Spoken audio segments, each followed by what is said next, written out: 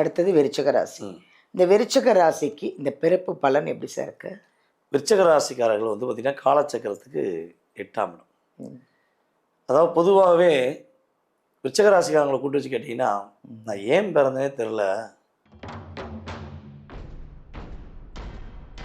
ஒரு இடத்துல தவறு நடக்கு, ஒரு தவறான செயல்பாடு நடக்குன்னா அது எளிதாக கண்டுபிடிச்சிருவாங்க. இதில் விருச்சிக ராசி பெண்கள் அப்படின்னு சொல்லி வந்து பார்த்திங்கன்னா, ஒரு விஷயத்தை முடிவு எடுத்துட்டா, நான் இதை பண்ண போனேன், இதை செய்யணும்னு நினச்சிக்கேன்னா செய்து முடிச்ச பிறகு தான் தூங்குவாங்க.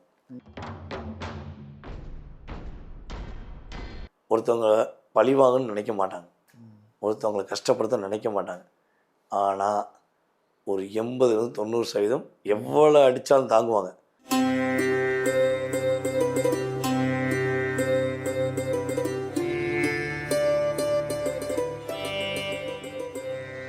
வணக்கம், திஸ் இஸ் பாலாம்பிகா. உலகமெல்லாம் பார்த்துட்ருக்கிற எங்கள் ஜோதிடர் யுகம் சேனல் அனைவருக்கும், ரசிக பெருமக்களுக்கும், உங்களால் நிறைய கமெண்ட் பார்த்து சந்தோஷப்படுற எங்களுக்கு, உங்களை பார்க்கணும், உங்களுக்கு நிறைய விஷயங்களை கொண்டு சேர்க்கணும் அப்படிங்கிறதுல ஒரு ஆர்வத்தை தூண்டுற உங்களுக்கு மிகப்பெரிய நன்றி. முதல்ல நிறைய விஷயங்கள் நம்ம பார்த்துட்டு வரோம் இல்லையா? இன்றைக்கி வந்து பிரம்மன் எழுதிய விதி. என்னங்க கேட்குறதுக்கு புதுசாக இருக்கா? கண்டிப்பாக இது புதுசு தான். பிறப்பு பலன் அப்படின்னு ஒன்று இருக்குது. இது வந்து தெரிஞ்சுக்கணுன்னு எனக்கே இப்போ ஆசையாக இருக்குது. என்னோடய பிறப்பு பலன் எப்படி இருக்கும் அப்படின்னு நானே ஆவலாக இருக்கேன்னா, அப்போ நீங்கள் எவ்வளோ ஆவலாக இருப்பீங்க? ஸோ நம்மளுடைய பிறப்பு பலன் எப்படின்னு தெரிஞ்சுக்கிறதுக்காக நம்ம வாழ்க நலமுடன் ஜோதிடர் டிஜே சுந்தர பாண்டி அவர்களை தான் நம்ம சந்திக்க போகிறோம். உங்களுக்காக நிறைய விஷயத்தை கொண்டு வந்துட்டுருக்காரு. ஓகேவா? கேட்போம் அவரை, வாங்க பார்ப்போம். வணக்கம். வணக்கம். எப்படி இருக்கீங்க சார்? சூப்பராக. நீங்கள் எப்படி? நல்லா இருக்கேன் சார். சந்தோஷம் சார். பிறப்பு பலன் அப்படின்னு ஒன்று இருக்குது சார். அது வந்து இப்போ எனக்கே வந்து அது புதுசாக இருக்குது, பட் கேட்கணுன்னு ரொம்ப ஆவலாக இருக்குது. கண்டிப்பாக அது மாதிரி எல்லாருக்கும் இருக்கும் அந்த ஆவல். பிறப்பு பலன்னா என்ன சார் அது? அதாவது நம்ம அந்த பூமியில் பிறந்தனே எல்லாருக்குமே ஒரு கிரகங்கள், அதாவது பிறந்த நேரம், அதே போல் பிறந்த தேதி, மாதம், வருடத்தை வச்சு ஒரு கிரக நிலைகளை வந்து நம்ம ஜாதக கட்டத்தில் எழுதுறோம். ஸோ ஒவ்வொருத்தவங்களும் பிறந்த நேரத்தை வச்சு லக்னம், ராசி, நட்சத்திரங்கள், அதே போல் வந்து பார்த்திங்கன்னா திதி, அதே போல் கர்மா, ஸோ எக்ஸட்ரா நிறையா போய்கிட்டே இருக்குன்னு சொல்லுவேன். அது சொல்ல வந்து ஃபுல்லாக சொல்லிக்கலாம். ஸோ அப்படி இருக்கும்பொழுது இந்த பூமியில் பிறந்ததுக்கான காரணம் என்ன? ஓகே, நான் ஏன் வாழ்கிறேன், என்னுடைய வாழ்க்கை எதை நோக்கி பயணிக்குது? ஒவ்வொருத்தவங்களுக்கும் ஒவ்வொரு தனித்துவம் இருக்கும். நான் மட்டும் ஏன் இந்த தனித்துவத்தில் இருக்கேன், எனக்கு மட்டும் ஏன் நிறையா பிரச்சனை வருது, என்னை தேடியே பிரச்சனை வருது. ஸோ இப்படி ஒவ்வொருத்தவங்களுக்கும் ஒவ்வொரு விதமான ஆப்ஷன்ஸ் இருக்கும். ஸோ இந்த இதில் ராசியின் அடிப்படையில் நம்மளுடைய நேயர்களுக்கு, ஒவ்வொரு ராசி நேயர்களுக்கும் அவர்களுடைய குணாதிசயங்கள், அவர்களுடைய செயல்பாடுகள், அவங்கள யார் இயக்குறா, யார் இவங்கள ரொம்ப தடுமாற்றத்தை கொடுக்கக்கூடிய செயலை செய்கிறாங்க. ஸோ அதே போல் வந்து பார்த்திங்கன்னா ஃபஸ்ட்டு இவங்களே உணர்ந்து இவங்களுடைய வாழ்க்கையில் ஒரு உயர்ந்த நிலைக்கு போகிறதுக்கு, ஏன்னா ஒரு விஷயம் சொல்லுவது தெரியுமா, சுவர் இருந்தால் தான் சித்திரம் வரையும். ஆமாம். சுவரே இல்லாமல் இருந்தால் கையை வச்சு இப்படி இப்படி இப்படி இப்படி ட்ராயிங் பண்ணால் உங்களுக்கு நான் என்ன சொன்னேன் தெரியுமா? தெரியாது.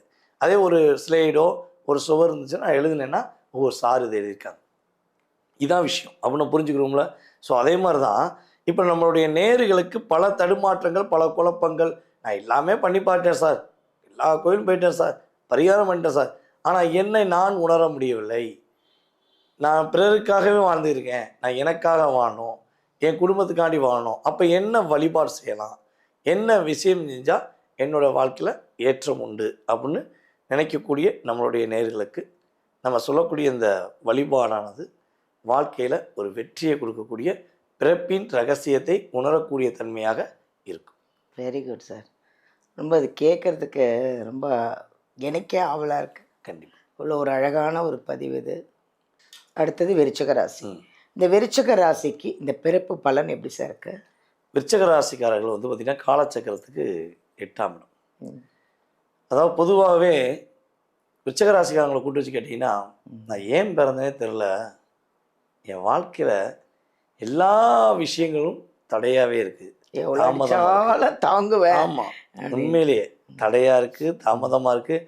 நீ சொன்ன மாதிரி எவ்வளோ அடித்தாலும் தாங்கலாம் சொல்லி அடிச்சுக்கிட்டே இருக்கீங்களா பாவிகளா, நாங்கள் என்னடா பண்ணோம் அப்படிங்கிற மாதிரி தான் இவங்க எல்லா இடங்களிலும் மிகப்பெரிய ஒரு போராட்டத்தை, மிகப்பெரிய கஷ்டத்தை சந்தித்து தான் அதுக்கப்புறம் வெற்றியை பார்க்க முடியும். அதாவது ஒரு அடி அடித்தா திறக்க வேண்டிய கதவை இவங்க 100 தடவை அடித்தா அந்த கதவை திறக்கும். அப்போ மட்டும் ஸ்ட்ராங்காக இருக்கும். இன்னொருத்தன் ஒரு அடி அடிப்பான் திறந்துடும். இன்னும் நான் 100 அடி அடித்தேன்டா, அதுக்கு பிறகு தான்டா திறந்துச்சு. எனக்கு அவ்வளோ எனர்ஜிடா அப்படிமா சொல்லுவோம். ஆனால் இவங்களுக்கு தான் எனர்ஜி பவர் கூட. ஏன்னா ஒரு பிரச்சனையை எதிர்கொள்ள முடியாமல் ஓடி ஓடுகிறவங்க விருச்சிக ராசிக்காரங்க. எவ்வளோ பிரச்சனை வந்தாலும் சரி, எவ்வளோ கஷ்டம் வந்தாலும் சரி, நான் சமாளித்து நிற்பேன் அந்த இடத்துல அப்படின்னு சொல்லி ஸ்ட்ராங்காக நிற்கக்கூடிய நபர்கள் தான் நம்மளுடைய விருச்சிக ராசிக்காரங்க. ஸோ வாழ்க்கையில் மனதில் என்ன விஷயங்கள் தோன்றுதோ அதை வெளிப்படையாக பேசுவாங்க. தப்போ சரியோ ஒன்று நான் உண்மையை சொல்லிடுறேன். எனக்கு வந்து இந்த ஒளிமுறைவு பிடிக்காது அப்படிங்கிற இயல்பான குணம் அவங்களுக்கு உண்டு. ஸோ கீழே நம்ம பார்த்திங்கன்னா அதிகமான கமெண்ட்ஸ் ஒரு ராசிக்கு வருதுன்னா அது விருச்சிக ராசி தான் வரும். ஏன் சார் பல ஏமாற்றம், பல பிரச்சனை, பல தடுமாற்றம், நாங்கள் எல்லவோ தாங்கிட்டோம் சார், என்ன சார் வரப்போகுது அப்படிங்கிற ஒரு அதை சொல்ல அது வலியோடு சொல்லக்கூடியவங்க. யாரையும் வந்து காயப்படுத்தன்னு சொல்ல மாட்டாங்க. அந்த வலி வேதனையோட வெளிப்படுத்தக்கூடிய தன்மை அவங்களுக்கு இருக்குது. அதே போல் இன்னொரு விஷயம் வந்து பார்த்திங்கன்னா, ஒரு இடத்துல தவறு நடக்கு, ஒரு தவறான செயல்பாடு நடக்குன்னா அது எளிதாக கண்டுபிடிச்சிருவாங்க. இவங்க நல்லா மற்றவங்க மேலே பாசம் வைக்காமல், மற்றவங்க மேலே இறக்கம் வைக்காமல், இது என்ன தவறுன்னு யோசிக்க ஆரம்பிச்சிட்டாங்கன்னா அதை ஈஸியாக கண்டுபிடிச்சி இந்த தவறு தான் நடந்திருக்கு அப்படின்னு ஒரு சுட்டி காட்டக்கூடிய அளவுக்கு இவங்களுடைய சூழ்நிலை, இவங்களுடைய கிரக அமைப்பு இருக்குங்கிறது உண்மை. இதில் விருச்சிக ராசி பெண்கள் அப்படின்னு சொல்லி வந்து பார்த்திங்கன்னா, ஒரு விஷயத்தை முடிவு எடுத்துட்டா நான் இதை பண்ண போகிறேன், இதை செய்யணும்னு நினச்சிக்கேன்னா செய்து முடித்த பிறகு தான் தூங்குவாங்க. கலகலப்பாக பேசுவாங்க, நல்லா வெளிப்படைத்தன்மையாக, அதாவது ஆண் பெண் என்று பார்க்காமல் எல்லா இடமும் அன்பாக பழகுவாங்க, வெளிப்படையாக பேசுவாங்க, எல்லாம் பண்ணுவாங்க. ஆனால் ஒரு லிமிட்டை தாண்டி ஒருத்தவங்க உள்ளே வர்றாங்கன்னா எச்சரிக்கையை பதிவு கொடுத்துருவாங்க. நீ தேவையெல்லாம் மிஸ்யூஸ் பண்ணிக்க, வெளியே போயிடு அப்படிங்கிற மாதிரி. அந்த தாட் எப்பவுமே தனக்குன்னு ஒரு கௌரவம் வேணும், தனக்குன்னு ஒரு மதிப்பு இருக்கணும், தனக்குன்னு ஒரு அங்கீகாரம் இருக்கணும். எந்த சூழ்நிலையும் நீ அப்படின்னு ஒருத்தர் கை நீட்டு நம்ம சொல்லிடக்கூடாது அப்படிங்கிற ஒரு எண்ணத்தை மனதுக்குள்ளே வைத்துக்கொண்டு தான் இருப்பாங்க. ஸோ இவங்க லைஃப்பில் வந்து பார்த்திங்கன்னா, நம்ம விருச்சிக ராசி பெண்களுக்கு இந்த காதல்னு ஒன்று வந்துருச்சுன்னா அங்கே டோட்டலாக அவங்க அவுட் அப்படின்னு சொல்லி. காதல் திருமணம் முடித்த விருச்சிக ராசி பெண்கள், பல பெண்களுக்கு வாழ்க்கையில் பல போராட்டம். கல்யாணம் முடித்த பிறகு தன்னுடைய பொருளாதாரத்தை, தன்னுடைய வேலைகளுடைய படிப்பை அத்தனையும் மறந்துட்டு தான் கணவனுக்காக விட்டு கொடுத்து போவாங்க.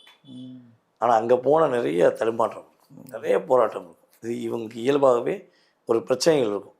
ஸோ இருந்தாலும் நான் வந்து அவங்களுக்காக அட்ஜஸ்ட் பண்ணி போகிறேன், விட்டு கொடுத்து போகிறேன் அப்படின்னு சொல்லி சொல்லக்கூடிய சூழ்நிலை இவங்களுக்கு இயல்பாகவே உண்டு. ஒருத்தவங்க பழிவாங்கன்னு நினைக்க மாட்டாங்க, ஒருத்தவங்களை கஷ்டப்படுத்த நினைக்க மாட்டாங்க. ஆனால் ஒரு 80-90% எவ்வளோ அடித்தாலும் தாங்குவாங்க. அந்த 90 தாண்டி 91 கொண்டு போயிட்டாங்கன்னா ஆப்போசிட் பார்ட்டி அவுட். இவங்க நினச்சிட்டாங்கன்னா, பழிவாங்க நினச்சிட்டாங்கன்னா ஒரே ஒரு கொட்டு தான், சோழி முன்னிச்சு. தேல் கொட்டின மாதிரி கொட்டினாங்கன்னா சோழி முன்னிச்சு. ஆனால் அந்த 90% அவங்க வெயிட் பண்ணாங்க பார்த்தீங்களா, அது மற்றவங்களுக்கு தெரியாது.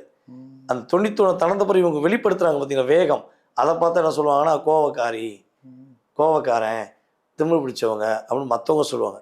ஆனால் புரிஞ்சவங்க யாருமே இவங்க அந்த வார்த்தையை பயன்படுத்த மாட்டாங்க அப்படிங்கிற தன்மை இயல்பாகவே உண்டு. அதாவது உண்மைக்கும் நேர்மைக்கும் உண்மையான அன்புக்கும் கட்டுப்பட்டு எதையும் விட்டு கொடுக்கக்கூடிய தன்மை கொண்டவர்கள். துரோகத்துக்கும் எதிரிக்கும் சரியான பாடத்தை கொடுக்க நினைச்சா கொடுக்கக்கூடிய தன்மை அவர்களுக்கு உண்டு. விருச்சிக ராசி பண்ண வேண்டிய தான தர்மம், அவங்க செல்ல வேண்டிய கோவில் சொல்லுங்களேன். நம்முடைய விருச்சிக ராசி நேர்கள் வந்து பார்த்திங்கன்னா, என்ன தானம் கொடுத்தா ஒரு நல்ல ஒரு முன்னேற்றம், நல்ல ஒரு செயல்பாடு நடக்கும் அப்படின்னா, இவங்க வந்து பார்த்திங்கன்னா அந்த நீர்நிலைகள் சார்ந்த இடங்களில், கோவில்களில் கொஞ்சம் கஷ்டப்படக்கூடிய ஆதரவற்றவர்களுக்கு, யாசகம் கேட்கும் நபர்களுக்கு இவங்க சாப்பாடு வாங்கி கொடுத்து தண்ணீர் வாங்கி கொடுத்தாங்கன்னா, மாதத்துக்கு ஒரு முறையோ வாரத்துக்கு ஒரு முறையோ நீங்கள் சாப்பிடுங்க பாட்டி, நீங்கள் சாப்பிடுங்க தாத்தா, நீங்கள் சாப்பிடுங்கப்பான்னு சொல்லி அந்த உறவின் தன்மையில் ஒரு அன்பாக கொடுத்துட்டு இவங்க வந்தாங்கன்னா இறைவனுடைய அருளாலும் எல்லா விதமான மாற்றமும் அவங்களுக்கு தான தர்மம் மூலமாக கிடச்சிடும். ஸோ இவங்களுக்கான வழிபாடு அப்படிங்கும்போது ஸ்ரீ நரசிம்மமூர்த்தி வழிபாடு இவங்க லைஃப்பில் பெரிய மாற்றம் உண்டு. பெரிய முன்னேற்றம் உண்டு. ஸோ இந்த வழிபாடு முறைகளை பின்பற்ற அவங்க ரெடியாக இருக்காங்கன்னா, நம்மளுடைய நேர்கள் ரெடி அப்படின்னாங்கன்னா, கீழே நம்முடைய யூடியூப் சேனலில் கீழே கமெண்ட்ஸில் இவங்களுடைய பெயர், இவங்களுடைய நட்சத்திரம், இவங்க எந்த ஊர்லேருந்து பேசுகிறாங்கன்னு கமெண்ட்ஸ் மட்டும் கொடுத்தா போதும். அந்த வழிபாடு எப்படி பண்ணணும், எங்கே போய் பண்ணணும் அப்படிங்கிற ஒரு ஆதம விதிமுறைன்னு இருக்குல்ல, ஸோ அந்த விதிமுறைகளை அவங்களுக்கு அனுப்பிடலாம். ஸோ அவங்க வெற்றி பெறலாம். Thank you sir, thank you. விருச்சிக ராசிக்கு இன்னும் வேறு ஏதாவது டவுட் இருந்ததுன்னா முதல்ல ஃபுல்லாக வீடியோ பாருங்கள், கேளுங்க. அதுலேயும் இன்னும் உங்களுக்கு ஏதாவது டவுட் இருந்ததுன்னா நீங்கள் வீடியோ வந்து நம்பர் எடுத்து சாரை காண்டாக்ட் பண்ணுங்கள், வாட்ஸ்அப்பில் போய் பேசுங்க. நிறைய விஷயத்தை கிளியர் பண்ணிக்கலாம், ஹாப்பியாக இருக்கலாம் நீங்கள். தேங்க்யூ.